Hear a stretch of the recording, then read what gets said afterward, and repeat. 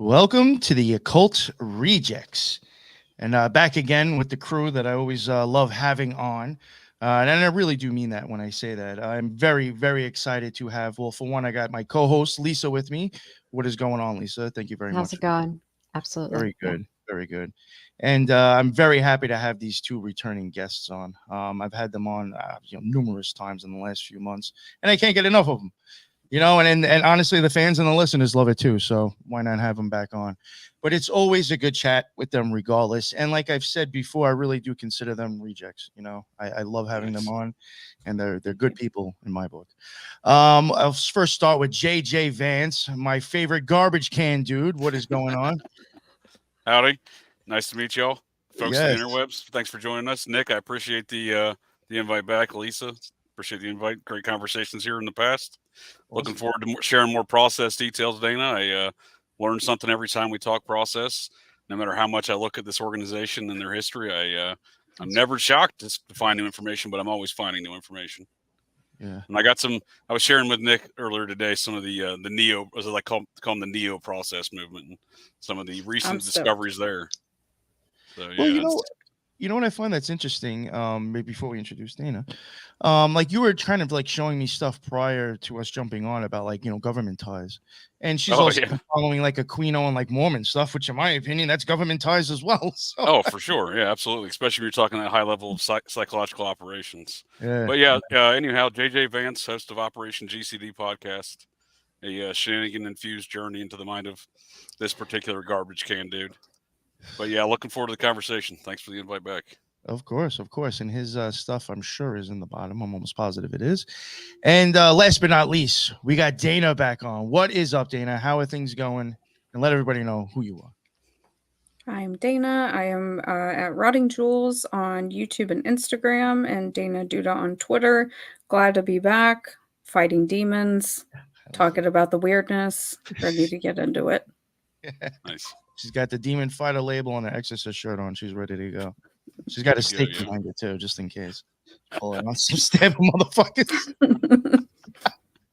I'm really not even, to tell you the truth, I'm really not even sure which one to start off first. Actually, I guess, just for usual, we'll just go with Dana. It seems to be we keep picking all the time. Dana, I know you have kind of gotten into a little bit of, more of, I guess, Aquino. And I think you had mentioned like Mormon ties and stuff. So. Yeah, so if you want to, I guess, maybe explain how you got into that and what's up with that as of right now. it seems to be a new discovery from what I understand from my LDS whistleblower. They were like, what the hell is going on here? So I was listening to this really old radio show that they had Mae Brussel on periodically at the time, but The Ultimate Evil had just come out, and so they're super stoked about it, and they're discussing her research, and they were talking about the Presidio as well, as far as these cults being intelligence operations, and May had mentioned to them that Lilith was running the Lilith Grotto in New Jersey, but it covered the tri-state area. So I was like, well, that's kind of interesting if we have an Aquino in New York during the time of the Son of Sam. So I wanted to take a peek. So it turns out that she was helping set up a organization within the church, actually on Staten Island, which is fascinating. And the Lilith Grotto is still running today as a nonprofit. They have never filed their taxes, which kind of bothers me because it's been open for like 40 years. However, so then I'm looking for Michael because I'm like, all right, well, where's Michael Aquino? Because this is close to the time that they're getting married. And I find this old newspaper article, and it talks about a show that was on TV, and he's very upset. Lieutenant Colonel Ipsissimus Michael Aquino. He's very upset, He's upset being over disrespected eyebrows. as a Satanist. He's ridiculous. But he mentions his wife, and he says, my wife, Janet. And I'm like, well, who the hell is Janet? So then I go and look. And a couple people on Twitter had dropped some photos, but this was her second marriage by the time she was 21. So I didn't really buy it at first, but lo and behold, her name is Janet Forbes, born in Utah. I guess the Forbes family has a pretty long lineage within like the LDS church. So this was Michael Aquino's second wife. And so then I start going back from there because most people know, or some people know, that Michael Aquino's mom was one of the gifted kids under Louis Terman. She was one of the first of Terman's tots. It was 1,300 kids that he followed through their life. So I go back and I'm looking, and they're talking about her a lot in Utah, Michael Aquino's mother. And I'm like, what the hell is going on here? I find this article, and it's the crappiest photo, but it's Michael Aquino's mother, and she's a sculptress, and she's sculpting a head of Michael Aquino's future wife. And I'm like, what the hell is going on? Like, this is like a dystopian hellscape looking at this. Then you look later, and Michael was 2. Him and his mom go and stay with his future in-laws for an indeterminate amount of time per the newspapers. So I think that there was something really weird with like Louis Terman, possibly like a selective breeding type of thing, because he announces in the paper like 2 years after Michael was born that explaining all the failures of the Gifted Kids program and how they're working to improve it, and all of his suggestions. But as we know, the government and academia doesn't tell us these things until after they've already started doing it.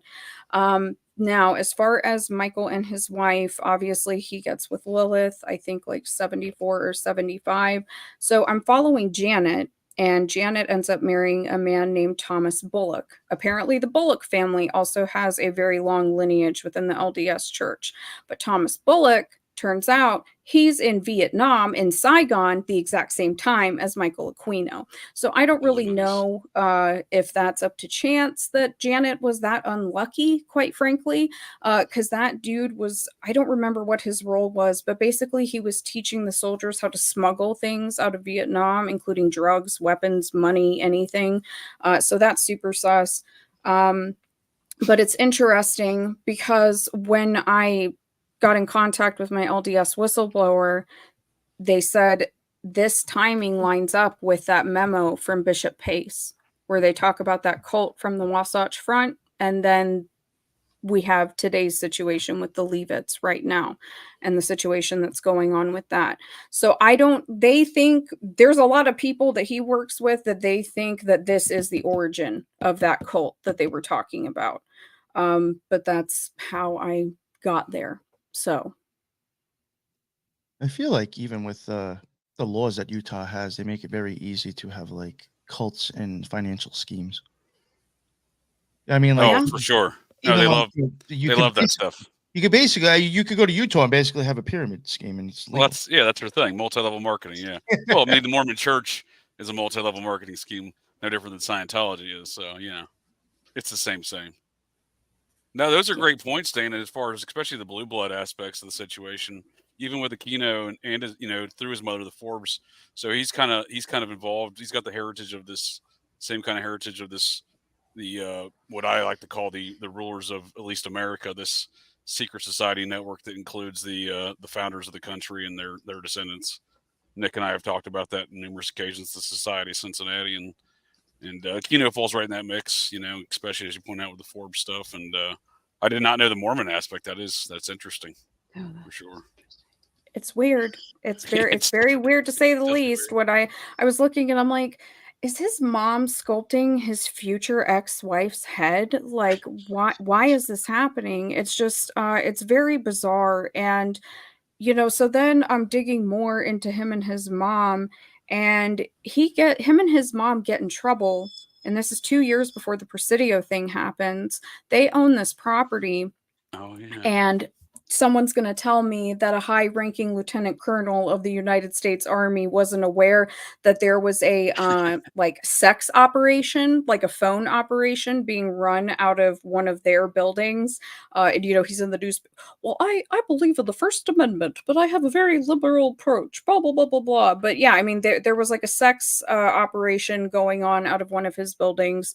And I think that it might have been obviously like an intelligence gathering thing, but also probably a blackmail operation, and they just didn't get in trouble for it. So I saw that newspaper clipping you had posted on Twitter in regards to that, and I was laughing at the Aquino quoted responses to the situation, because they just seemed like blanketed kind of responses. You could almost see the the cynical nature of the response, like it almost screamed from the newspaper article.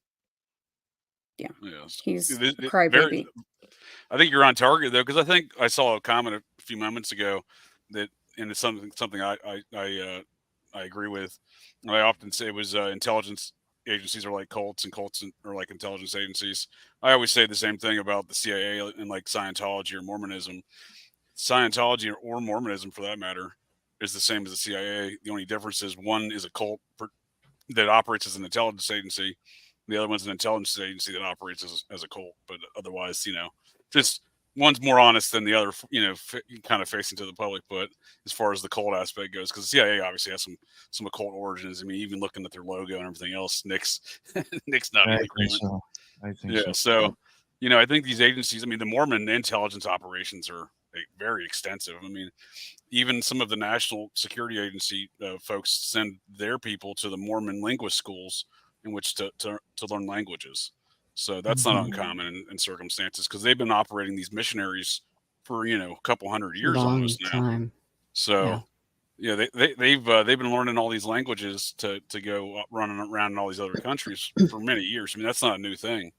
I mean, Joseph Smith, right before he got murdered, had dispatched, I don't know, a hot dozen, ambassadors around the world, at the countries they were already operating in at that time, to tell everybody that he's going to be the next U.S. president. So, they've had an extensive intelligence operation dating back to the origins of that religion, if you will. And I'm, as a former Mormon myself, ancient alien cargo cultist, I do like to pick on them. Or I don't try to pick on them, but it's easy to do because they're deeply involved in all this weird stuff. In this Aquino stuff is not shocking to me, but that's definitely interesting and new information. I do think a lot of the, like, I guess what you were kind of getting at with him sending people out, you call it missionaries, doing missions. Yeah.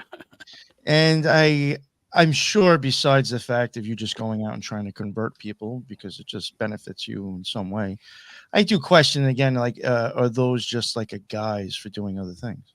I mean, they could be going somewhere and thinking like, oh, under the guise of us trying to spread the Mormon message, and there's like a couple of people going because they think there might be some occult artifact there, and they're going to go try to find it or anything. You know what I'm saying? How do you not know that there's a lot more behind all these people going there? I think that's a common tactic in intelligence operations, to use the clergy as a cover. And I was just engaged in a Twitter conversation yesterday regarding my Seattle grunge series that I do, comparing it to McGowan's Weird Scenes Inside the Canyon. And I was engaged in the conversation regarding REM, who's not really a grunge band, but they're like kind of the mentors to the grunge scene. And REM's manager and lawyer for 30 plus years was the son of a quote unquote secret CIA agent who died in an Air America hijacking in Taiwan. But he was known publicly for 40 years, because it took 40 years to declass all the files. So they got declassed like maybe 1963, so maybe 2003.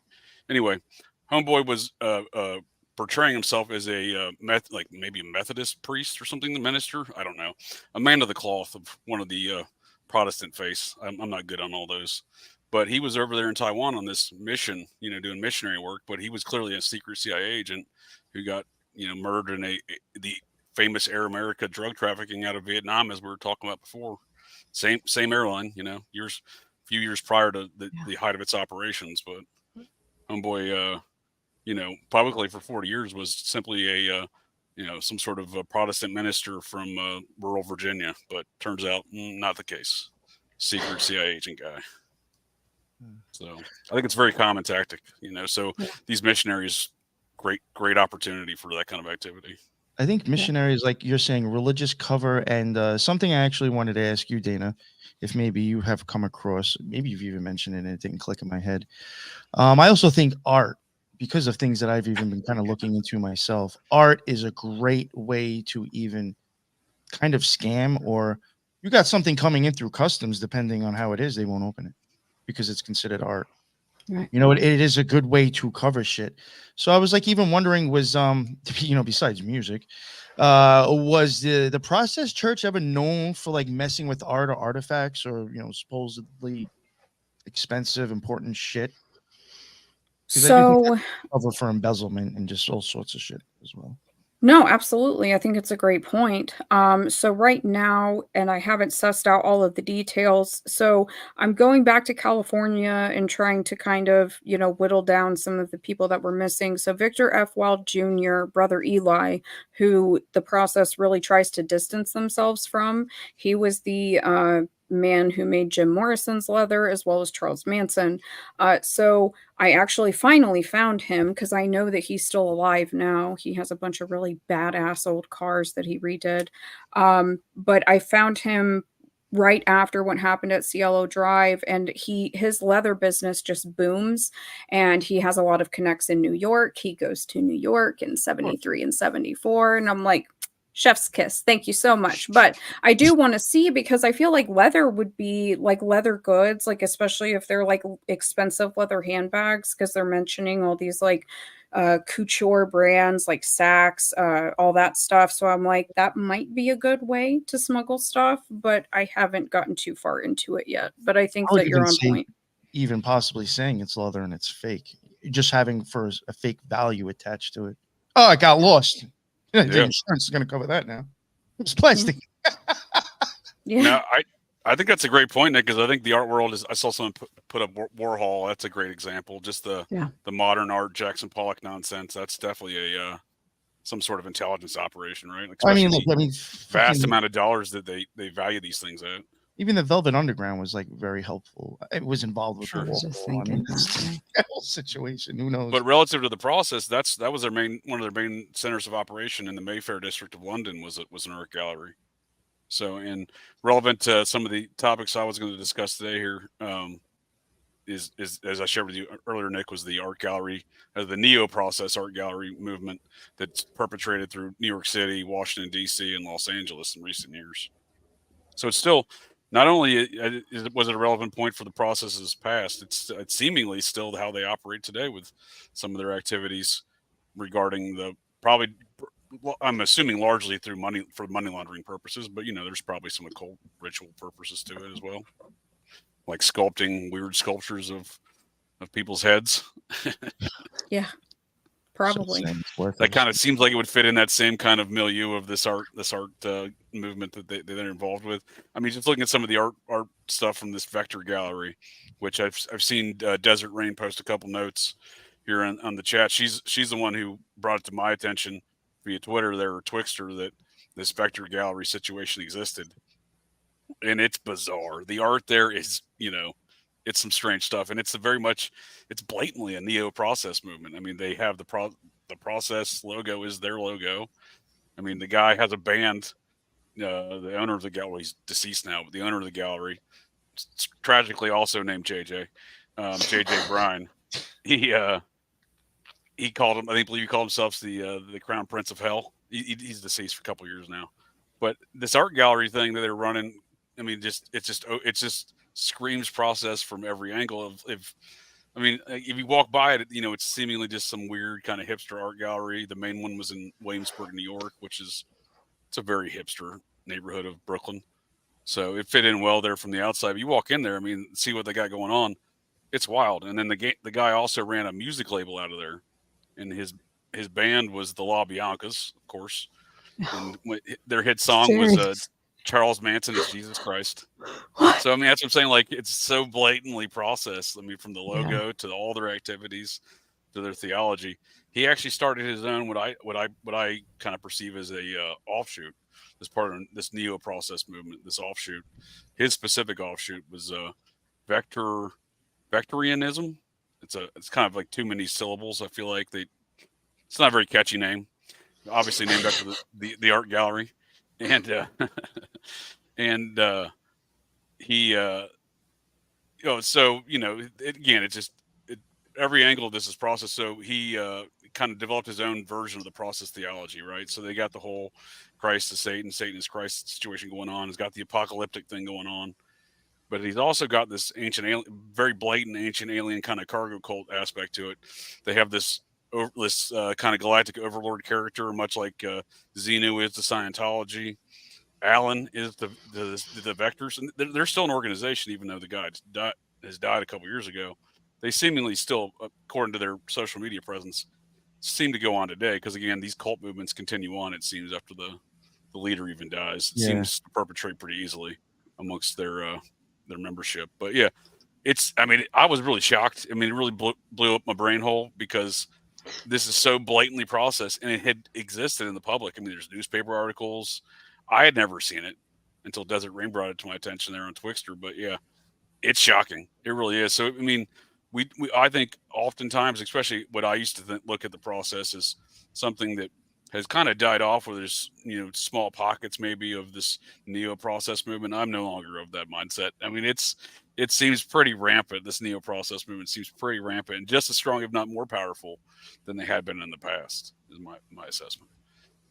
Oh, the gallery came up in the comment Pizzagate situation, huh? Yeah, somebody brought that up. Yeah, I remember. I'm not surprised. Lux actually covered that, I think, a long time ago in an episode that got banned on YouTube.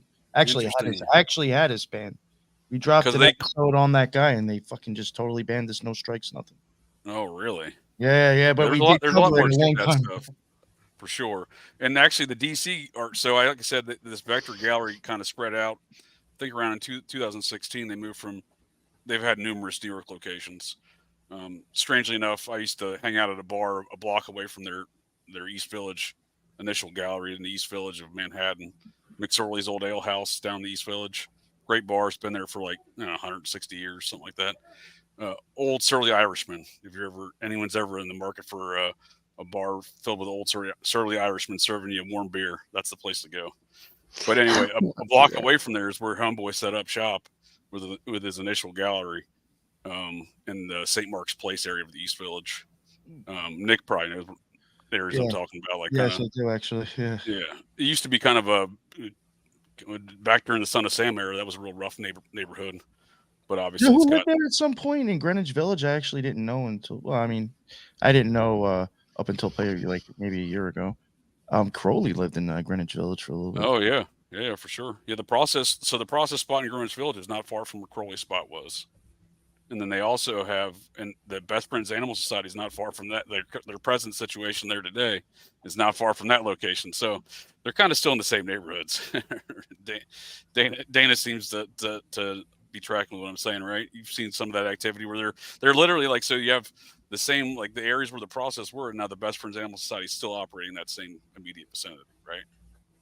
Is anybody surprised at this point? Are you guys getting it now? Right. Like who was it?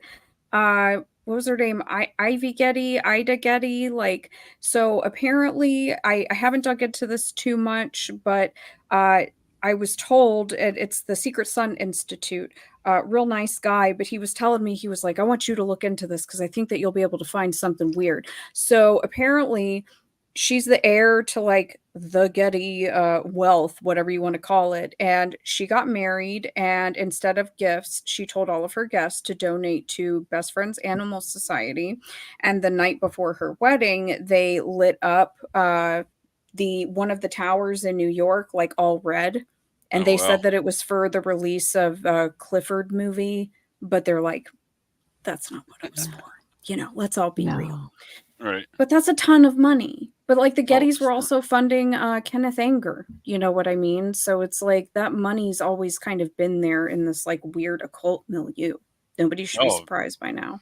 Yeah, one look at the Getty Center should bring some questions to anyone who's logically thinking like, where's all this money come from? What are they doing? There was even something I had come across where it was on like a website. It was like some random thing. I don't even know how I came across it. Somebody probably sent it to me. I think it was like I could be wrong, but I'm almost positive they did mention Aleister Crowley in this as well. Some occultist people, people that have put out art. I mean, like some of their stuff I don't think is all that great. Even everybody's like, oh, it looks amazing. And it's like whatever. But like they're realizing that either there's another layer of paint underneath it, or if you put certain lights on it, there's actually shit that's showing up behind what most people are perceiving as the painting. Oh, that's interesting. I mean, you even have to wonder like what kind of shit might be going on, like ciphers or certain corresponding that way. Who knows? I mean, that falls right into their wheelhouse of operations, right, within an occult group, because they have to have something kind of layered. There's the public perception, and then there's the hidden the hidden aspect of And their operations. the reason I even really asked about the art too is, I think a lot of cults, if you start looking at ones that were like pretty successful at, mind fucking people, whatever, controlling their brains, they all kind of like do have maybe their own little ways of doing their tactics, but they all kind of have like a lot of the same commonalities. And Fellowship of Friends was real big into music and arts and plays, sound and music, and big into art. But like even when it comes down to music, I had Lee from Inner Guardians on my show, and he knew a little bit more about Gurdjieff's teachings and stuff, so he understood a little bit more about the Fellowship of Friends. And he was even explaining something me and Lux had mentioned when we covered it, and we weren't too understanding exactly what it was, but we had kind of a basic idea, and Lee confirmed it for us and went into it more. There's times like even during when they would have classes for, when these cult members are like going to their like little whatever spiritual thing is or their classes, and some of them were like playing music too, or like you had to, I think, pick an instrument. They were being either stuff was being played or they were being made to play in specific octaves to actually affect them as well. Wow. So when you're saying things to them, it's really getting in their fucking head somehow. And, again, you go back to even with Process. I mean, they had a lot of electronic industrial bands and shit where you could easily just be laying a tone back there somewhere. But that's actually like hitting your subconscious. So, I was just wondering like if there was art involved with them too, because it seems like, art and music seems to like be a commonality between a lot of big fancy cults.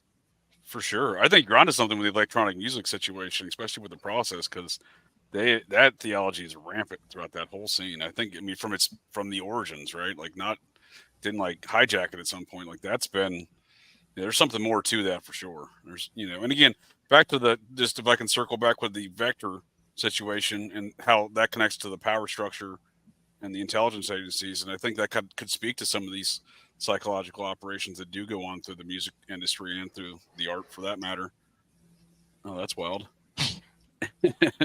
Is J.J. Bryan, the former leader of Vectorianism and the Vector Art Gallery and lead singer of the La Biancas, the weird band again, because he had his own music label, the Drug Lord Record or something like that. Speaking of the Process and their drug, constant drug activities they're always involved near, this guy's record label's the Drug Lord Records or something like that. So, it's these common tropes continue out throughout even to the Neo Process scene, including the intelligence agency connections, because J.J. Bryan was the speechwriter for a former national security advisor to two different presidents, a fellow by the name of Scowcroft, who was Henry Kissinger's right-hand man. He was the vice president of Kissinger and Associates.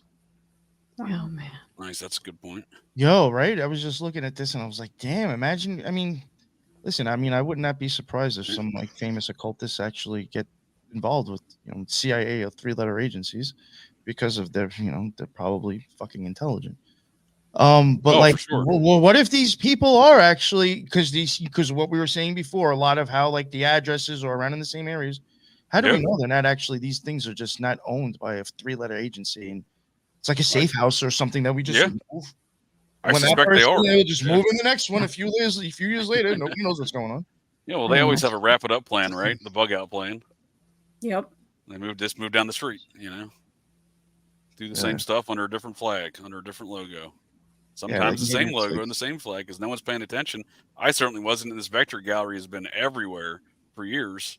And according to their apocalyptic theology, the world ended last year. I don't know maybe if that's why the guy needed to die 2 years ago or not, but they claim the world was ending in 2033. I thought that they meant the Gregorian calendar or the Julian calendar, 2023 or 2033. No, they actually operate 10 years in advance of that calendar on the Victorian calendar. Yeah. I've heard so, that. It speaks though, but what if these intelligence agencies are always perpetrating these same kind of apocalyptic values into society? And this is just another indication of that. And speaking to this guy, J.J. Bryan, again, I'm sad that his name is J.J., but I just don't want to get confused. I'm talking about the creepy processing guy. I'm talking in the third person. Yeah, not talking in the third person, right? the he works directly for one of the most powerful national security people in the United States throughout the national security state, dating back to 47 National Security Act of 47. So this Again, guy 47.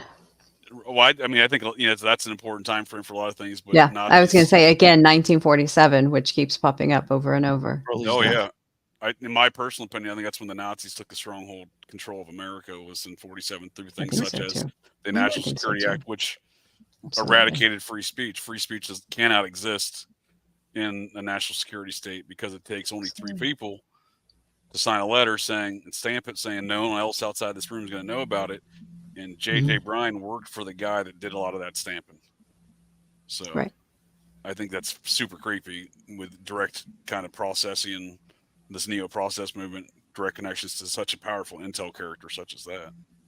Well, Hell yeah, it's creepy. Let me ask you, have you seen Greaves around this Vector gallery? Is there anything in the archive with Mr. Greaves? I haven't. You know what? That's a great question. I hadn't really considered that yet, but he is obviously a major player in this neo-process movement, running the website process.org.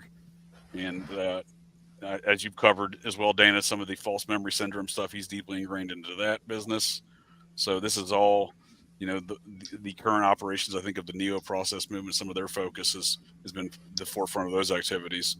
But yeah, I would not be surprised. I will look at that. Yeah, but I would not be surprised if I forget his actual name, aka Lucian Greaves guy, is involved with these people in any regard.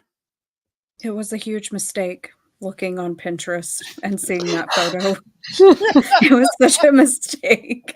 I saw the picture of the tattoo and I was like, oh no, what did I just find? And everybody's like, we didn't want to tell you. We wanted you to get through the Son of Sam. But then, I learned that the book I read wasn't Maury Terry's work. So now I'm starting over with that too. So imagine that. Yeah, I mean, Greaves seems like I said, if you read his blog on process.org, I mean, I forget what name he authors, the pseudonym he uses on there, but that's also not his legal name. No. The guy's got a lot of names. Classic intel operative type of activity, if you ask me. When you're operating with 5 different names, it's that's the process move, right? They always have to have 5 names, right? So he operates the same way, and his blog is rampant with just this, satanic panic nonsense, Yeah, it absolutely is. I didn't realize that he in Love, Sex, Fear, and Death, in the opening of it, he is credited with creating the timeline for that entire book. It's not even Timothy Wiley. Oh, I had no idea. Lucian Greaves has access to a lot of information that no one else knows about. And I'm very curious as to when he got his hands on that information, because Adam Parfrey literally says, thank you, Lucian Greaves, for the timeline, for the process timeline. So that entire narrative, when I looked at that, I was like, oh, so I've been debunking Lucian Greaves this entire time working through this book. Who is he? Where did he come from? And why does he have access to all of this, really obscure old information? Because I don't know if we talked about it last time, but, I had been going through some of the old process magazines and I hadn't watched Cropsey. I hadn't even watched The Sons of Sam on Netflix. I had no idea, but I showed people on my stream that they had that program at Willowbrook. And this was in 72, 73, 74, and everybody's head is exploding. And they're like, why wasn't this included in these documentaries? So Josh Zeman has the files. He's making the documentaries. Lucian Greaves is working with Feral House, dictating the timelines of the process. But man, they really don't want to talk about Willowbrook and the process being around mentally handicapped children. So that's just a big red flag to me, especially because they're running around, like you said, advocating for false memory syndrome foundation. I just think it's all extremely suspicious. And Lucian's ministers don't like me because I asked them about Michael Aquino. They don't like that. I've been blocked by a couple of the Satanic Temple ministers on Twitter. So that's a badge of honor as a demon fighter. It is. Very much so. Very much. So what do you think's holding up this Willowbrook situation? What do you think, what's keeping the lid on it? Is it all Robert de Grimston? Is it because he's still alive? Because he was so integrated into that Willowbrook storyline, supposedly, or I mean, allegedly. Well, okay, so there were like these weird rumors because obviously he was on Staten Island for a long time, right? Oh, I yeah. think he moved. I think he moved maybe twice. But there's this book, and actually, I think it was Desert Rain found it for me, called Nice. Raising Hell. And there's one part of it, and there were rumors that Robert de Grimston, one of the women that he was with, allegedly, supposedly, she was a lawyer that was involved in some of the Son of Sam legal goings on at the time, and he was teaching at a university supposedly, which reminds me of those weird rumors about him giving lectures at Esalen that we've not really been able to confirm with any sort Sure. of proof. It's just been rumors. And then there were rumors of him when they were looking for Jennifer Schweiger in the 80s, that he was running around pretending to be a journalist.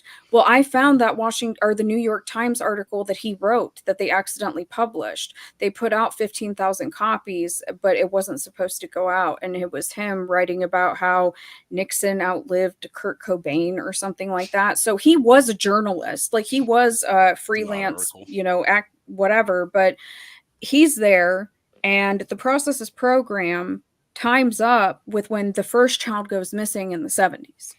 And the Wow. fact that no one investigated them, because in that Cropsey documentary, they're talking to that former detective and they're asking the detective, okay, could the cult potentially do rituals within this abandoned school, and they show in the documentary like the tunnels underneath the school and like people are living there and it's super sus. But then they ask the detective, does the cult use children? And he says, I would rather not answer that question. And then it just cuts to the next scene and it just is all dressed up as satanic panic. And I'm like, this is a joke. Like, this is ridiculous that you guys are not talking about this, because if I can find that stupid magazine and they have all of this stuff, come on. Right. They're being That's a good dishonest. point. Yeah, absolutely. Certainly not Yeah. objective. Yeah, it's No. part of that whole process church cover-upper movement, as I like to call it. Yep. That it Yeah, is. he's an integral figure, it seems, that filmmaker. Yes, he is. Now, Cropsey, I mean, he kind of does the. I kind of when I first watched it, I kind of got the same kind of feeling when I watched the Son of Sam stuff he did, or the Long Island Killer stuff he did. It's kind of a bait and switch type of operation where he's trying to act like he's doing an objective thing, looking at things, but then immediately ignores statements like that from the from the cops, from an investigating detective in the matter, that there's way more to it. And relative to Grimston, I think if any folks of the interwebs, and I'm sure you're probably familiar with it, Dana, Nick, Lacey, you may be familiar with the guy's, background in some of his interviews he's given. Former NYPD detective Mike Codella. He actually looked in. He was part of the later movement in the 90s, looking in, and he actually interfaced directly with Robert de Grimston at times. So he speaks to that himself in numerous interviews. And I think the way he speaks to how the whole thing got shut down, and despite all the evidence that he had kind of was able to develop, especially with the informant that he was using, and obviously it was an informant that numerous agencies used, including federal agencies, the guy that was giving him all this information. So it wasn't like it wasn't a trusted source that wasn't being used still as an informant at that time and then after that time, right? So the guy he used as an informant, there was really no question about the guy's credibility. He was used by numerous agencies in numerous cases, and the NYPD shut that whole thing down fast. And I think it's, if any folks in the interwebs want to get a good understanding of the political power in this situation, especially relative to the process, I think his statements are probably most important relative to that. Absolutely, because I mean, people got to remember, the origins of this. These people are backed at a bare minimum by British intelligence, and very likely, I would say it's kind of not a question in my mind, by our intelligence agencies as well. I mean, but, Robert de Grimston, his family, Timothy Wiley, another founder just died a couple weeks ago, Diana Asher.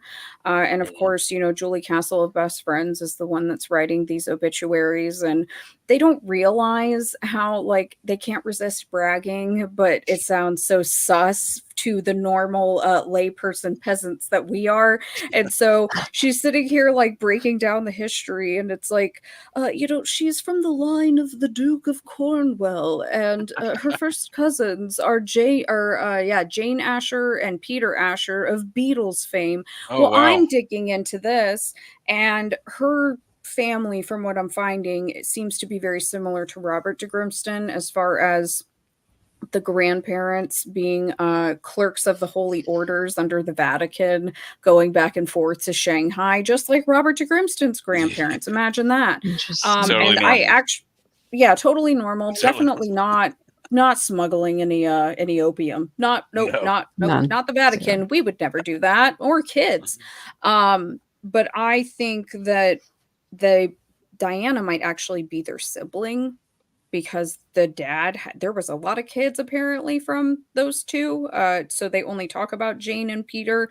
But I'm going to be sending you some of that stuff because I know you're a bit more familiar with the music side. Oh, I'm going yeah. to send it to a couple of my people and see what I can find, because I would Sure, like yeah. everybody's input before I do a stream on it, because there's people that have been looking at that Beatle angle, and I think that she might be like the big Beatle angle here. That's a great find. Yeah, I mean, Peter Asher owned that art gallery I was speaking about before in the Mayfair district. I mean, he was part Yeah. owner of that. He was allegedly a member of the process, and Jane Asher was Paul McCartney, not Fall McCartney. Paul McCartney's girlfriend. Yeah. That's the replacement Paul. Because Yeah, the Paul McCartney. I got it. Yeah, I got because it. they never That was played funny. another live show No. after the Fall entrance. The only Yeah. well, they played one live show from a 6-story building, and where they played on top of the building and the crowd was on the ground. So obviously you can't tell if it's Paul or Fall, right? So yeah, I love it. But yeah, That's Paul awesome. McCartney's, that was his girlfriend, was Jane Asher. Of course, Fall and her broke up, shortly after there in '67 of the Sgt. Pepper's era. But yeah, that's the era where their Beatles are deep into this activity. So that would be a great find if that's a direct connection to the origins of the process there within the Asher family. I think it's a strong lead. Yeah, for These sure. people can't resist bragging, so at least we have that on our side. They are very egotistical. They'll never fail you in that regard. They're always going to brag. You know what I do find interesting? Now the process wasn't much into aliens, right? Well, I mean, not publicly, right? So like I can't. There's not a great amount of evidence that they have this public alien belief system, but I mean they are an offshoot of Scientology, which is an ancient alien cargo cult, which I would argue Thelema is as well, which Scientology is an offshoot of.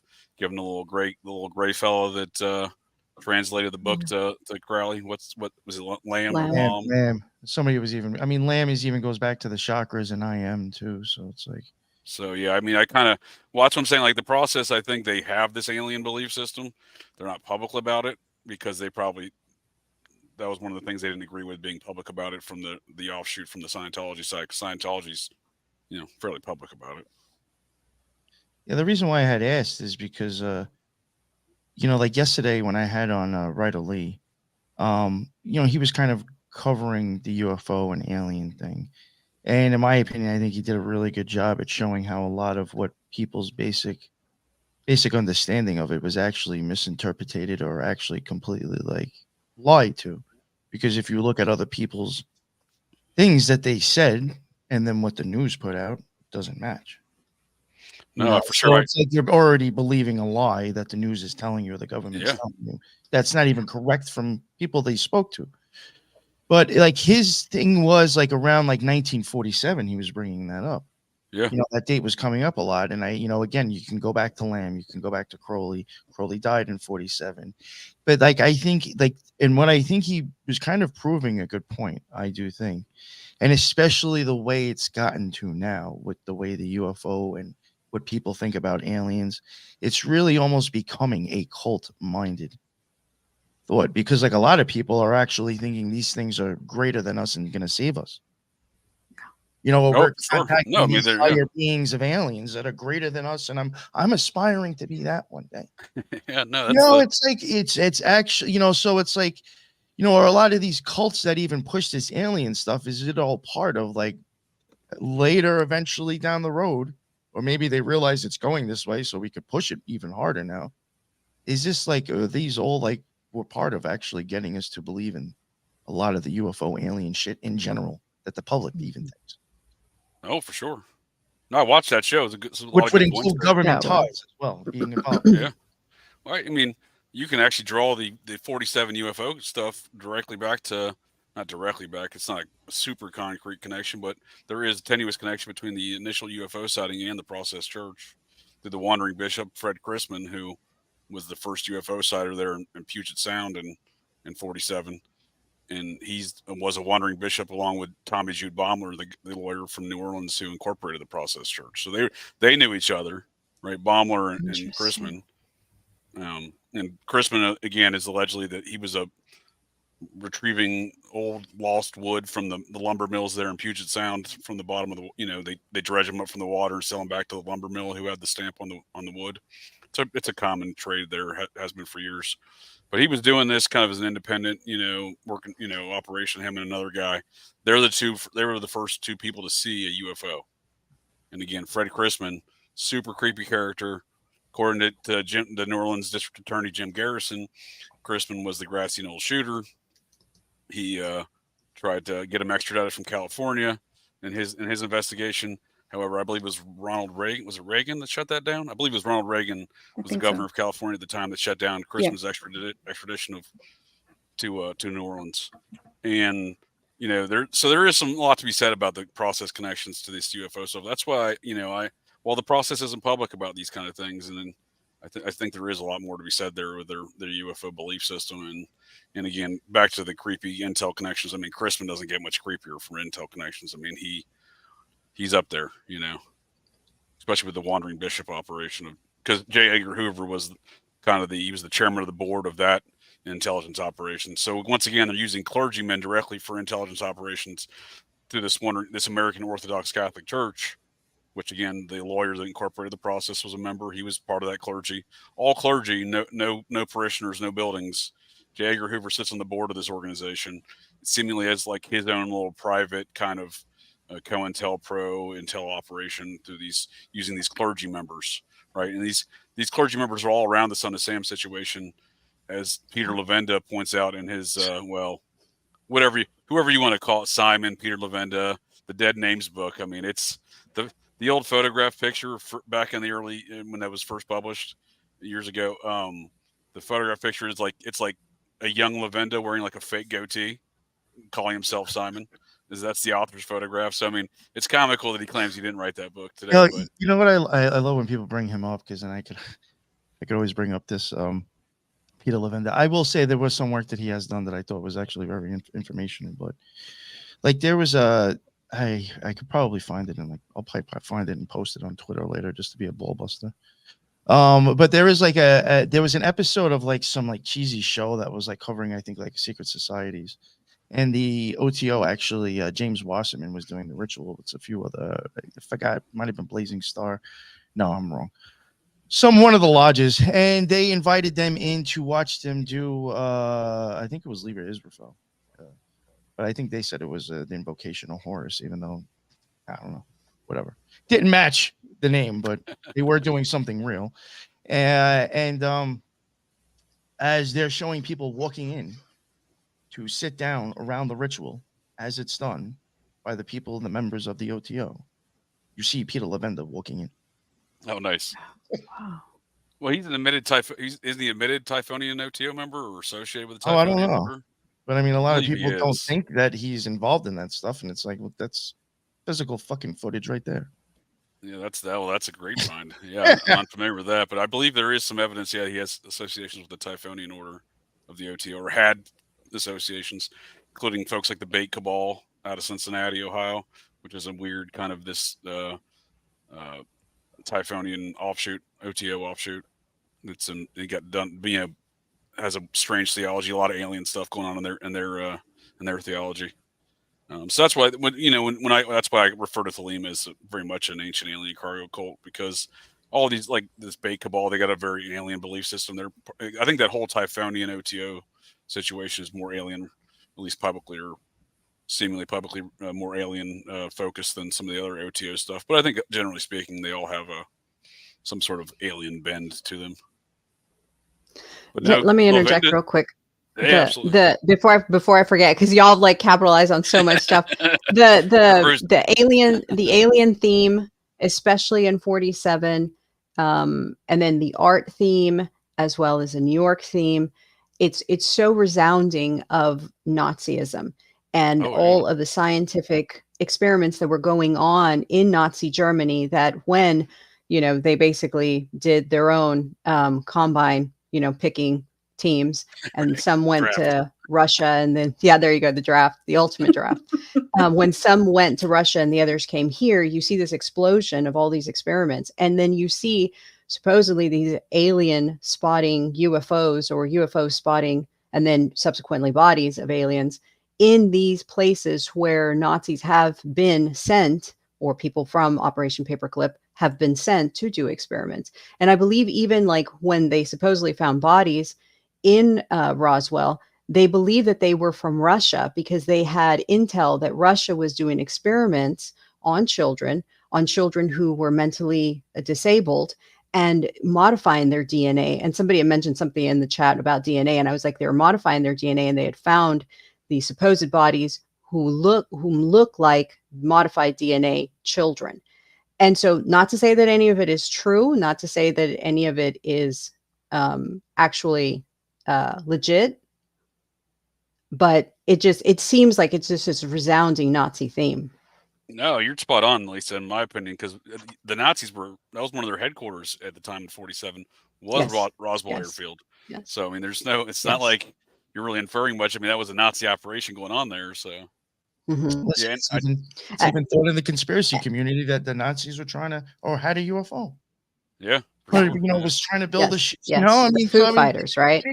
That shit even ties back to the Nazis if you think about it, UFOs and aliens. Yeah. Yeah, and I'm then familiar the art with that thing with the leather. Oh, go ahead. Go ahead. No, go ahead. I was just going to say I'm familiar with that Roswell storyline from what I'm familiar with was the Japanese side. So it was kind of like the Japanese Nazis, scientist contingent doing the DNA operations, right? The project, I think 87 maybe.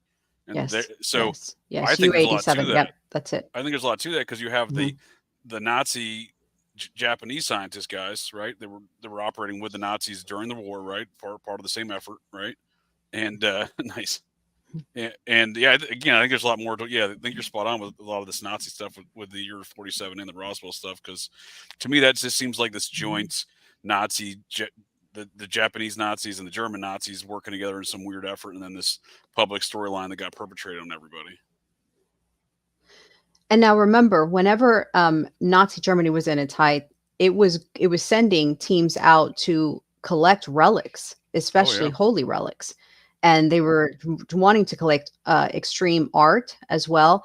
And then the whole leather thing that was a whole thing.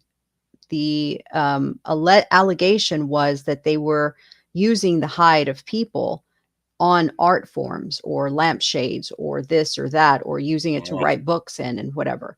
And most of that came from Nazi Germany. And then you see that kind of play out throughout history.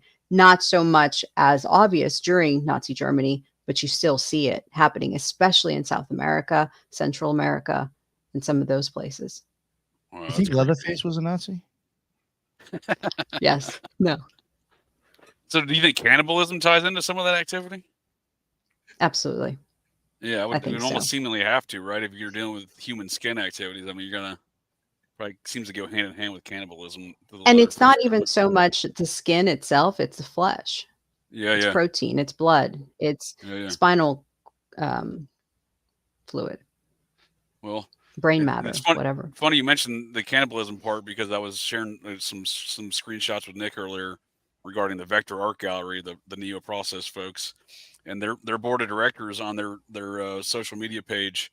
The first post was about cannibalism, and it had a Nickelodeon symbol there, and which is creepy on numerous levels, notably because JJ Bryan, again, not this JJ, the Vector Process Art Gallery JJ, he was friends with Amanda Bynes, the child actress for Nickelodeon, who lost her mind on account of what seemingly was kid diddling operations surrounding the Nickelodeon producer Dan Schneider, who on a side tangent, I believe, was actually busted by the To Catch a Predator TV show back in 2007. Oh, I remember that one. The actress for that show did an interview saying the bait actress, the one that was pretending to be a child. She did an interview saying they busted a Nickelodeon producer on the show. No arrest was ever made. No news story was ever produced. The whole thing was swept under the rug. But I think it's interesting when you have people like Amanda Bynes, who was one of their biggest stars for years. You know, and again, she publicly lost her mind and had all sorts of substance abuse stuff, but she's directly connected, was really close friends with the art gallery guy.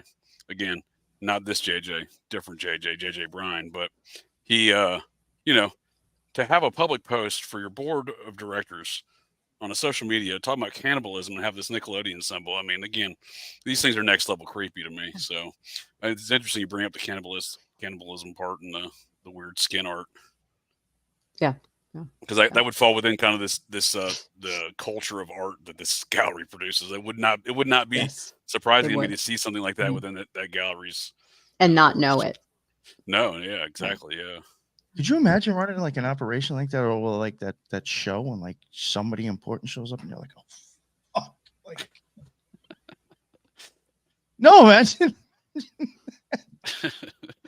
It's like fucking like you know, the person's like pretending to be 12, and all of a sudden you see like Biden's head pop up and start sniffing her and shit. Right. Out of the corner. This one. Like I'm probably gonna die now. Thanks. Honestly, I suspect those things probably go on. Honestly, I mean, that's where my head's at with it. No, I mean, I question a lot of Hollywood's activities. I mean, looking at a different cult, NXIVM, the show Smallville was infiltrated by that entire cult. The Superman WB network show. I mean, two of the female leads. I believe that male lead who played Lex Luthor, he had a lot of association. He was never publicly a member of NXIVM. He has a lot of associations documented with NXIVM. And what, strangely enough, was Kevin Spacey's first person to come out and publicly defend Kevin Spacey. Dude came out of oblivion because he hadn't acted in like a decade, you know, and came out. So again, there's the whole cast of Smallville, for example, is all deeply NXIVM, and you know, related. Not just the one that was perpetrated through the media as being the main figure, you know, of NXIVM, one of the cult leaders there. I don't recall her name. I don't recall any of their folks' names, but the blonde girl who got arrested was Keith Raniere, who was like, is it Allison Mack? Allison Mack, thank you. There you go, Dan. Okay. Appreciate it.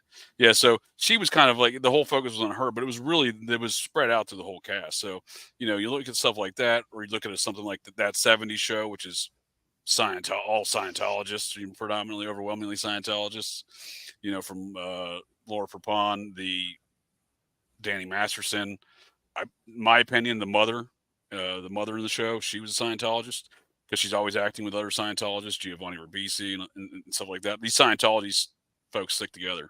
Anyway, my point being is, when you look at shows like, you know, Amanda Bynes' show, like, I wonder how much some of this neo-process movement was integrated into some stuff like that, like the NXIVM movement had integrated into Smallville, or Scientology into that 70s show. So it's weird that these connections with these cults and these actors in Hollywood, but I think there's more to these stories when it comes to stuff when the board of this art gallery's posting cannibalism posts on their social media with the Nickelodeon logo on it. It's just super creepy. Yeah, absolutely. And I think the Scientology, like, even though, you know, you and I have both said, you know, what's the difference between Scientology and the process? They're the exact same thing. But like, if you're looking at the time frame of, you know, Son of Sam leading up to and afterwards, you know, John Travolta, he was in that film Devil's Reign. Anton LaVey consulted on that film. Yeah. And then the woman that was raped by Roy Raiden on film, she was on Welcome Back, Kotter with John Travolta. And John Travolta, the Grease party, the release party, was at Studio 54, where they're trafficking cocaine, and Roy Cohn is there. You know, it's a lot of like, I don't know, I just say it's all incestuous. It's just all the same people kind of crossing paths, you know. And one of the major power players and producers running through a lot of those storylines, even with characters such as, not necessarily directly Travolta, but some of his agent has direct connections. His early on agent back from the Devil's Reign time frame had direct connections to Bob Cocaine Evans, or Cocaine Bob Evans, however you want to call it. The infamous Hollywood producer. I always call him Cocaine. Make the differentiation between Bob Evans and Cocaine Bob Evans, so folks don't think I'm talking about the restaurant. So Cocaine Bob, he was directly related to the Cotton Club murderers and all that stuff. He actually got indicted. He pled the fifth. He had some interesting situations there relative to the West Coast side of the Ultimate Evil story and the Son of Sam story. But not only that, no, go ahead. Did you have something No, to you're add blowing my there? mind. Keep going, because remember, I haven't read Maury's work, so please all right. So go yeah, on. so Bob Cocaine Evans, he, relative to some of the power in Hollywood and seemingly his process and Church of Satan connections, right? So the film, the first film he produced at Paramount when he took over the head of Paramount, because he was a B-rate actor in Hollywood for the most part, but then he got into the production side and executive side and got appointed to the head of Paramount in the mid to late 60s there. His first big hit was Rosemary's Baby. I mean, he was on scene at the Dakota building the entire time. So he's working with Polanski. He's right there in the mix with everything, right? He's very involved, and in my opinion, that's a Church of Satan kind of propaganda film. From Sammy Davis Jr. being involved to the little Easter eggs of Church of Satan stuff they put throughout the film. So, and again, according to Anton LaVey's obituary, this is argued by his kids and other parties, but according to the Variety, the Hollywood main periodical thing or weekly publication they do, according to the obituary they published in the late 90s on Anton LaVey, he was the technical advisor for Rosemary's Baby as well, not in addition to the one you mentioned before, Devil's Reign. So it is a point that's argued. However, Variety claims Anton LaVey was on set as well there with Bob Cocaine Evans and Roman Polanski and Sammy Davis Jr. and et cetera, et cetera. Now, I find all that interesting because the actress who was supposed to play the part that Mia Farrow would play, I know Sharon Tate also was in the running for that role, and she was oftentimes on set as well because her husband was the director. But the other actress that was in the running for that role was Tuesday Weld, and that's who Anton LaVey dedicated the Satanic Bible to, was Tuesday Weld. That's right. So there is this kind of weird next point with Bob Cocaine Evans as he continues on.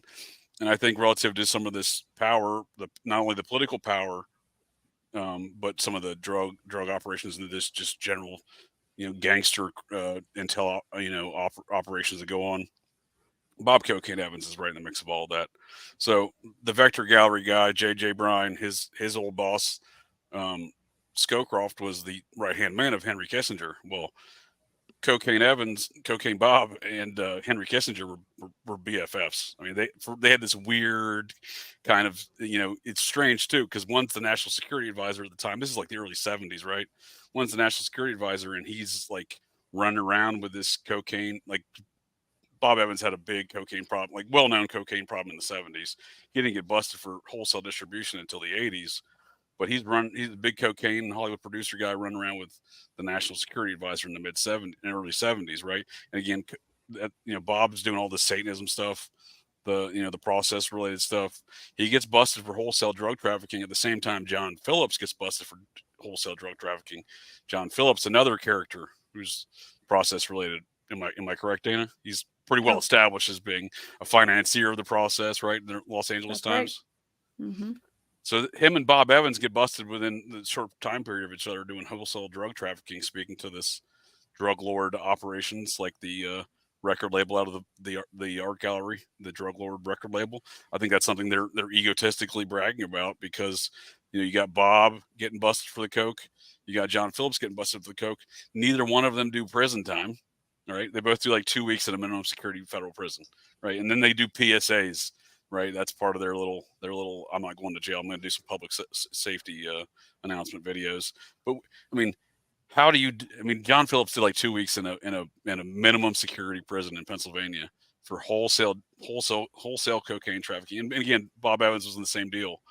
I just don't, comparatively speaking, like, how do you get away with that? Right. Like that's a level of power that's not easily described. Yeah. But that's absolutely. the process. That's the process. You're absolutely right. That's Yeah, I really have to sit down and read this book because you just blew my mind with all of that information. Because, I'm also looking back because I didn't know that Jane Mansfield was married to a Yonkers cop for a period of Oh, time right really? before her death. Oh, yeah, she was married to a Yonkers cop. Imagine that. Wow. I'm like, what the hell is, or no, not a Yonkers cop. I'm sorry. It was a Yonkers director. It was photos of her with Yonkers cops. I'm sorry. It was a Yonkers detective though. But like she's hanging out in Yonkers. Why? That's wild. Like, come on. That's just a little weird, right? Just a Sure is. little bit sus. But like this guy ends up like trying to fight her first husband. I believe it was her first husband that she had kids with. And it's photos of them like in New York, like getting in a fist fight, and Jane Mansfield is there. And it's like 2 years before her death. So it's just weird that she's hanging out there. And now I know that like the Aquinos are kind of in the mix. And there's always been the very weird rumors about Anton, putting a curse on her and the man that she was with at the time. I can't remember his name. And, I also think it's interesting that what happened to Jane Mansfield, the process technically, per legal records, that was when they arrived in Louisiana as well. So I just think it's Oh, all yeah? kind of sus. That's super wild. I had no idea she had Yonkers connections. Yeah, Yeah. Westchester County seems to be a hotbed of these kind of activities still today. I mean, after all, Hillary Clinton's had numerous witch coven fundraisers in that county in recent years, This is true.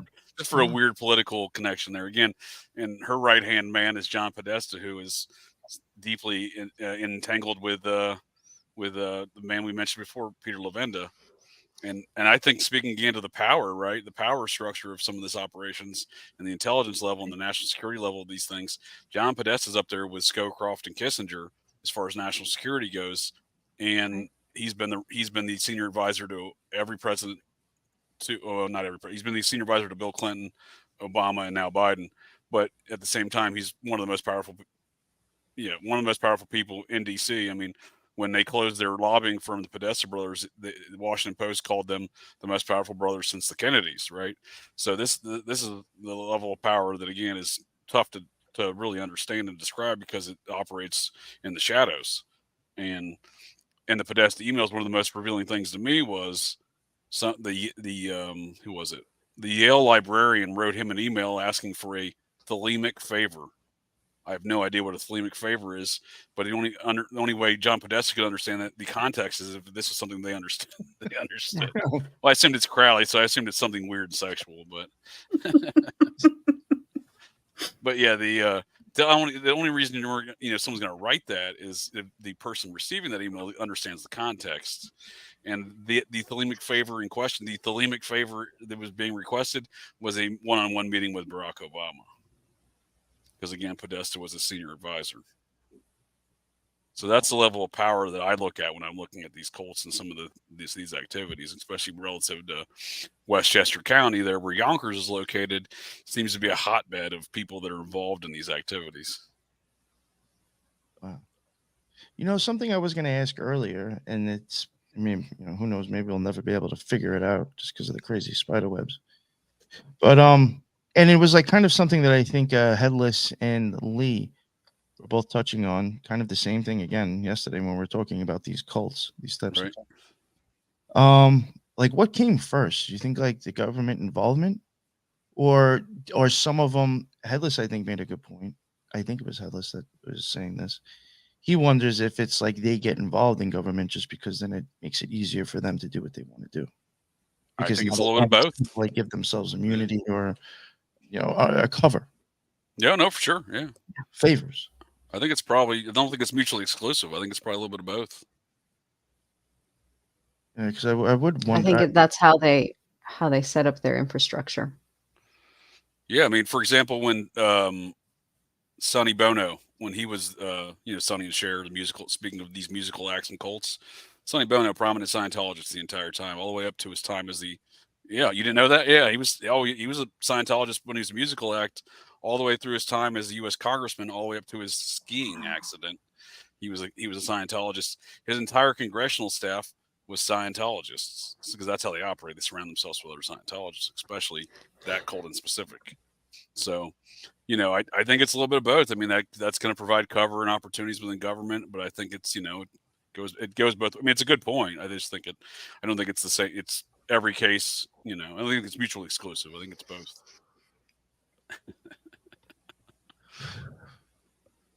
Yeah, I don't know. Comments. They definitely see an overlapping in them. For sure. It just seems like a constant. There's like something with the Finders. I do think there were also possibly involved with Fellowship of Friends, maybe.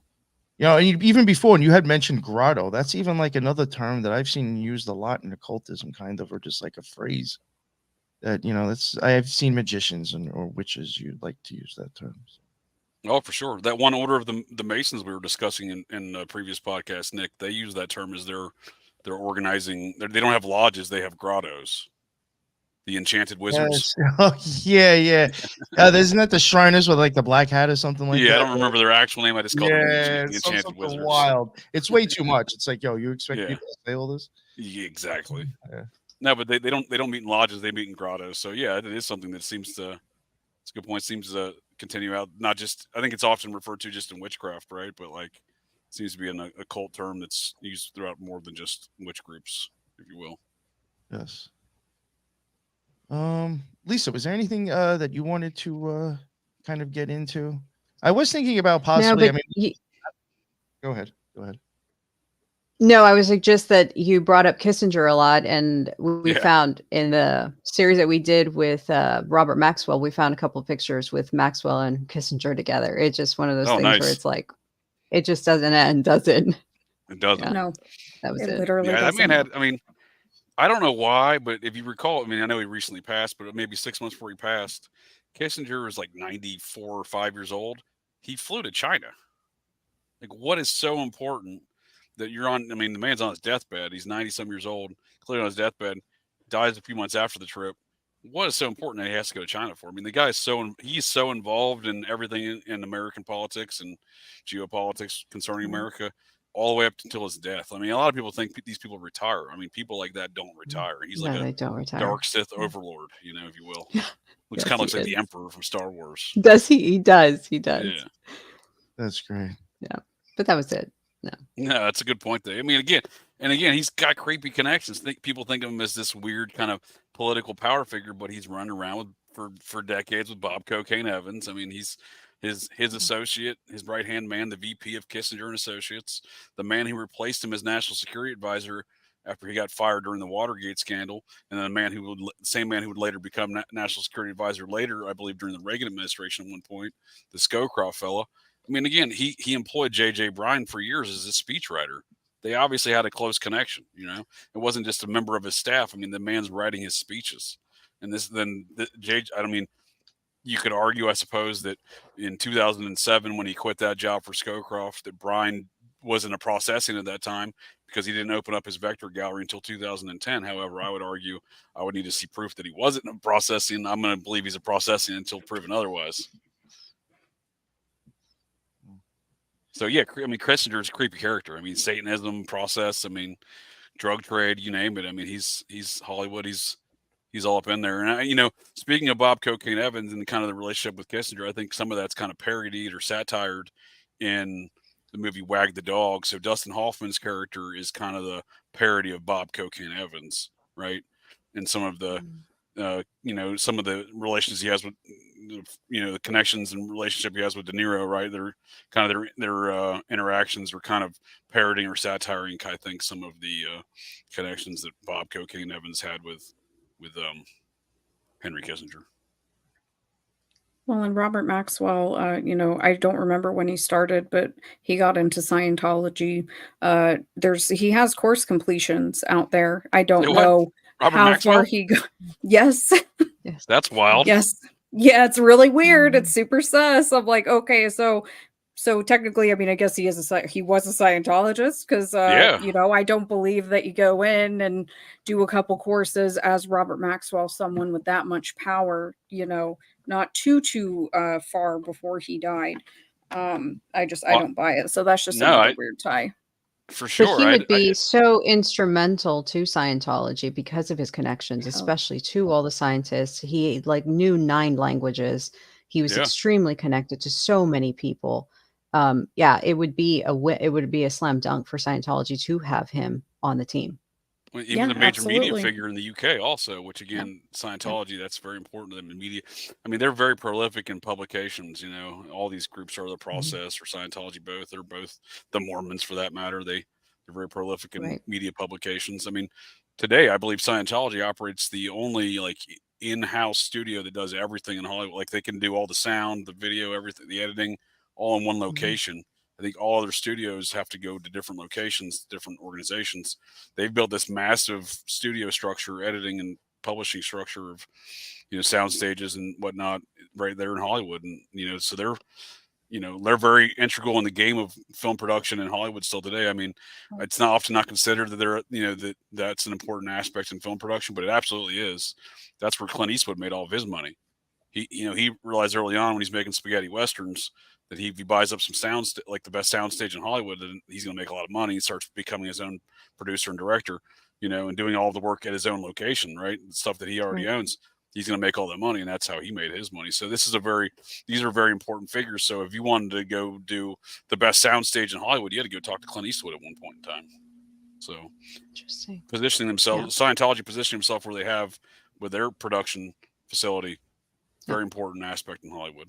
And his intelligence ties to Britain intelligence, Mossad, and then KGB with the links back to, and then he was Ukrainian. sure. So, or and Adnan Khashoggi's wife was a Scientologist too. No way. So, and him and Khashoggi have a history together, so much history back and forth, especially with yacht swapping and God knows what. So, well, speaking of film Iran production, Contra, that one too. Yeah, that's a good point. Well, Khashoggi was deeply involved in film production. He was an executive producer of all sorts of stuff, right? Financing all sorts of films. Yes, absolutely. Yeah, it's very strange. I had no idea these folks had Scientology connections. It amazes me the depths of which Scientology is infiltrated everywhere. You know, like they literally have connections everywhere. It's wild. Yeah, it's Adnan Khashoggi's wife and Robert Maxwell. I'm like, okay, I just need to find like that one tie that's gonna bust everything open, because like I think that Studio 54 and Roy Cohn and all the cocaine trafficking, I think that there's a tie there that I'm just not finding yet, because I do think that Jeffrey Epstein was involved in Scientology. I just think that they were really trying to keep that super low key.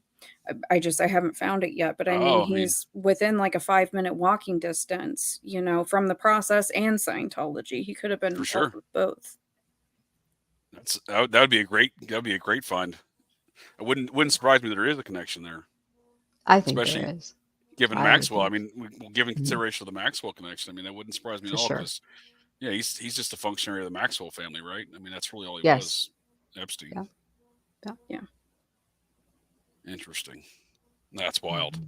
I think a lot more actors in Hollywood are Scientology connected. I have a list of what I call secret Scientologists that people have like, why are they doing that? You know what I mean? Like, because Scientology, I'm sure, Dana, you've noticed, they're very exclusive. Like, if you're not a Scientologist, they're not going to promote your work. You're not going to be involved with any of their activities, right? So I look at people like, speaking of aliens and stuff like that, and a person that's perpetrated a lot of the modern mythos of aliens, an author by the name of Jim Marrs. For some reason, Jim Marrs' books are sold in the official Scientology bookstore. So I wonder it was Jim Marrs, a Scientologist. That's right. Probably. So I see connections like that, and I put them on my secret Scientology list. And there's other actors like David Carradine. He famously died in Thailand of suicide or asphyxiation. There you go. Autoerotic asphyxiation. That one seemingly what it really was. He had just been, like, I think that was in January or February. He'd only been over there in Thailand briefly doing this film he was doing.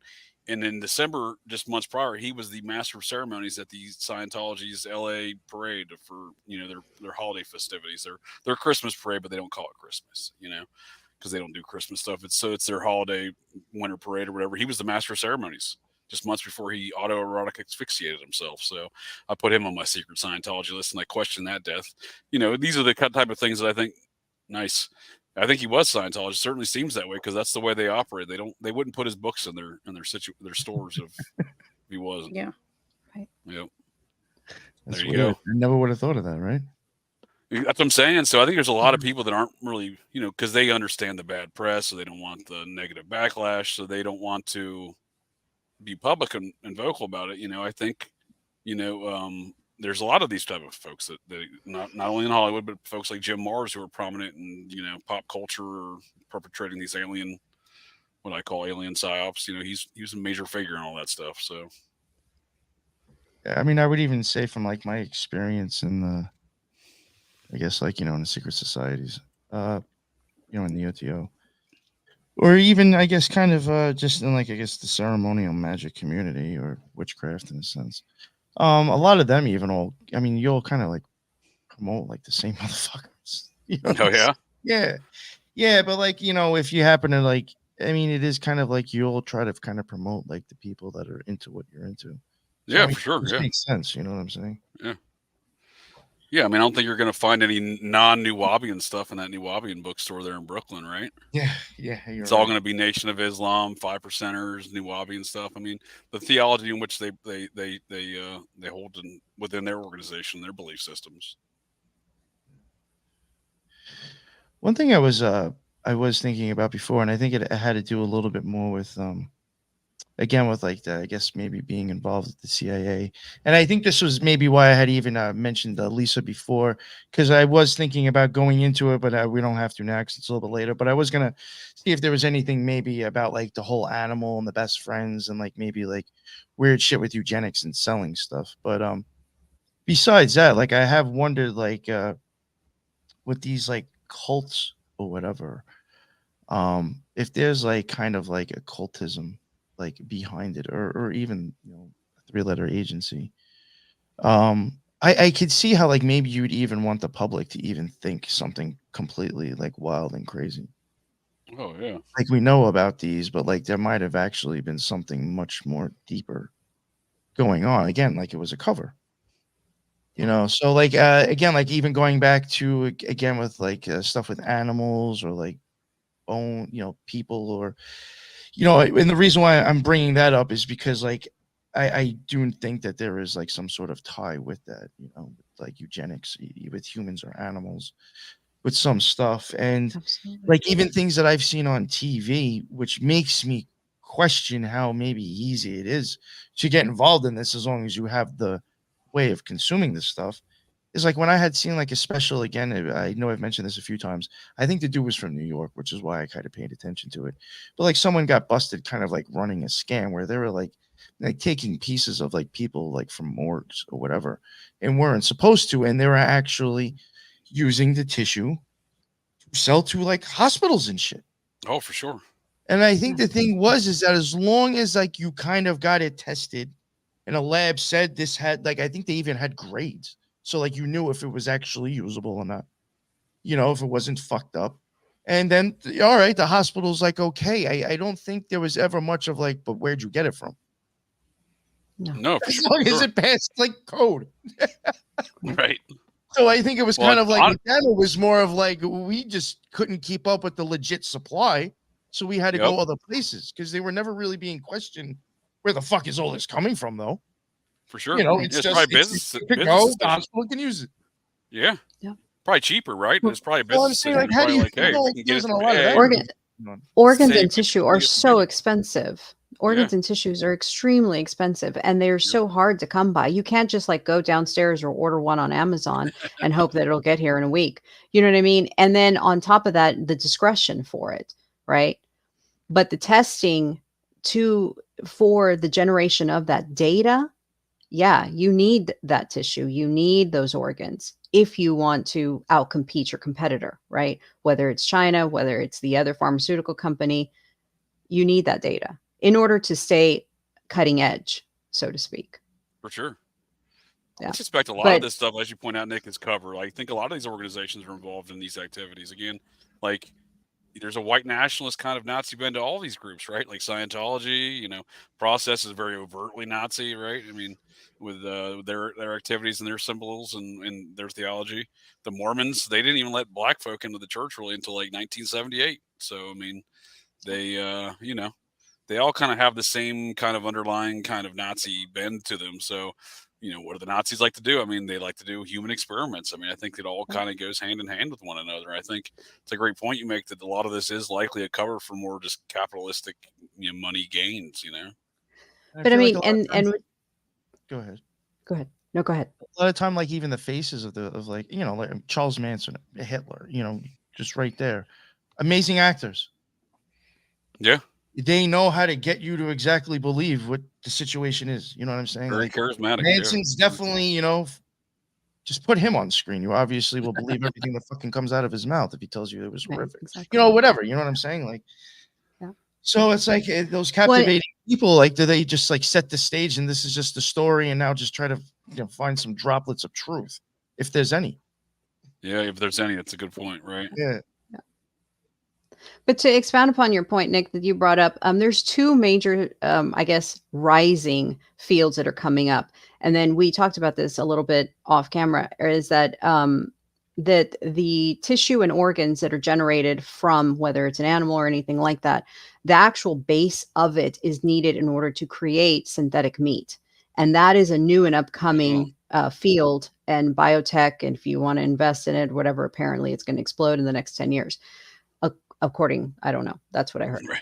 And so, so you need the base of that to grow synthetic meat itself. So that in and of itself, already there's a market for that, right? But the other thing that we all found out about in 2020 was that the experimentation of gain of function exercises, and you need animal and organ tissue, right? In order to test things, in order to grow things. You also need human, to see if it's reactive, to see if it is infective, to see if it is transmissible. So there's a lot of money in that. So, and then the other, going back to Robert Maxwell, in order to publish like in the top 3 journals that establishes your career, you need something cutting edge that you can say, oh, we transform this coronavirus to be pandemic worthy. And now you are in science, and now you can dictate where you're going to go in your career and so forth. So there's all that as well. Yeah, there's a lot of money involved in that, what you're describing there too, Lisa. That is a big industry. So I didn't realize they were using actual tissue to develop these, pseudo. You need a base model. Yeah, wow. And then with CRISPR, you can switch genes. You can turn off and on. I believe they did that with a pig, to where they turned off like 3 genes and turned on 4 or something like that. And they did it, I think, with a pig heart. And when they did the transplant, there was 100%, receptivity. And so the donor themselves, or not the donor, the recipient didn't need as many immunosuppressive medication because of the transplant. Wow, that is a lot of money in those kind of advancements, right? I mean, a lot of things you can do there, a lot of possibilities of both positive and negative with some of that technology. Yeah, I can only imagine. You're at work, Dana, and you're wondering, like, I wonder if there's like some wild, shady shit going on. That everybody's like, yeah. Oh, when I'm at work, I literally all the time am like, I'm in Nazi science experiments right now. I have these thoughts. You're like, I wonder who really made this medication. No, seriously, like if I'm like in the operating room, or if like I have a patient that just comes out of surgery, like once I get them settled down, I'm like, what Nazi created this? Like, I have these thoughts all the time at work. I hate it. I'm like, this is all eugenics. But I thought about people that. don't like that at the hospital, so I obviously don't say it out loud. Remember when you told me, I was like, yo, that must be a trip. Like, can you imagine the things you think about while you're working? Yeah, well, the Rona brought it all to the fore. Yeah. That lifted the veil for me, especially traveling and like working in an abandoned hospital for 6 months. I was like, oh, now I get it. This is all eugenics. Great. So I think that was an eye-opening experience for a lot of folks relative to the medical industry and its operations. Yeah. One of the things that I found interesting with what you just said with the Rona is that most of the scientists that developed or had already been developing technologies with the pandemic, as well as brain manipulation, which has come into the forefront with Elon Musk, is that most of these scientists were DARPA funded, and most of those scientists had connections to Epstein. So it's pretty interesting. Yeah. It is a good point you said about the this Neuralink stuff with Elon Musk, but it is coming to the forefront. That's a good point. What's that? He did kind of kick it off right before Corona. I mean, Yeah, and it is kind of like the all forefront this of this. shit, and then we got smacked with Corona and fucking Tiger King. right, yeah, right. Tiger King. And it's kind of considered this new technology, right? But it's really not new, right? It's not. It's not. No, not the at literature, all. I mean, the literature shows that it has been experimented with for the past 20, 30 years. longer And than that, though, right? Like Jose Delgado, you familiar with him out of Yale right. University? Yes. That's like back to the 50s, right? So when you look at the experimental design, it kind of looks archaic. It's like you're still cutting holes in the skull, like really, because that's what the Incas were doing back in the day. You know, it seems somewhat archaic. And I think what the literature is saying is that it is concerning that you can read the synapses in the brain, but they can't write yet. So it's kind of like, you know, when you could get the CD, when you could write on it, it was a big revolution with the whole, you know, PC or whatever, that supposedly you can't write on a brain yet. But then again, look at the amount of people that stand in line for an Apple phone. Look at the amount of people that stood in line for a vaccine. Look at the amount of people that, you know, plug into certain celebrities or what have you. Do you really even need some sort of chip to write on a brain when they can do it so easily through the media? I mean, I don't know. It's that, to me, the media part is the most non-invasive form of mental manipulation. Whereas, you know, you still have to cut a hole in and manipulate it that way. But I don't know. It's like still your Nazi experiments. sinister. Exactly. 100%. 100%. All right. Well, maybe we're at about an hour and a half. I think that's perfect right there. I think maybe we'll wrap it up here. All right. Lisa, would you like to leave any contacts for you? Sure. Twitter, Solis Lisa, and Instagram, Lisa Solis. Awesome. Thank you very much. JJ, let everybody know about yourself as well. Great conversation, Nick, Lisa, Dana. Learned a lot of new information here today, as always. Hopefully the folks of interwebs enjoyed it. Looking at the comments, we've had a very interactive conversation here for folks. Learned a lot of new stuff. Good to see. JJ Vance, host of Operation GCD. Nick will have my links in the show notes, I'm sure. The link tree, you can find all my links on. But yeah, great conversation. I enjoy each time we get together for these process discussions. That again, as much as I look at the process, I leave these discussions with all sorts of new information. So it's a great conversation. Oh yeah, I love it whenever you come on, my man. It's always a good chat. And I'm going to say it now because I am going to get on his case. Hopefully within the next 2 weeks or so, we will be doing the next Idaho 4 with Ron. You know, publicly making a statement about it now. So I'm going to tell him I did this too. You know, he should be back from vacation soon, and we will be finally doing it. I guess part 5 at this point. So definitely keep an eye out for that. That's always a good talk. Me, him, Ron from New England, from Wicked Planet, and I think as long as I can get her on, BD Salerno is going to join us this time too. Oh, nice. So, yeah, it should be really interesting. Yeah, definitely bring a little bit more of the occult aspect to it. And last but not least, Dana, let everybody know where they can find all of your amazing work. Thank you. Rotting Jewels on YouTube and Instagram, and Dana Duda on Twitter. And Lucy and Greaves, I'm waiting for you to challenge me to a debate, please. Thank you. All right. That is great. Awesome. It's been said. All right. So again, thank you all for coming on. Everybody in the chat, that was a wild chat. I really enjoyed it. There was a lot of talking going on. It was actually kind of screwing me up from the show, but that's what it is. That's what happens. But I love it. And there was a lot of information, especially Jay Mortis, my man. Thank you. You're dropping a lot of stuff in there. I appreciate that. And I'm looking forward to recording with you tomorrow. But yeah, thank you all again. The usual suspects that are in there. I appreciate it. And that's it. Until the next one, everybody be well. Later.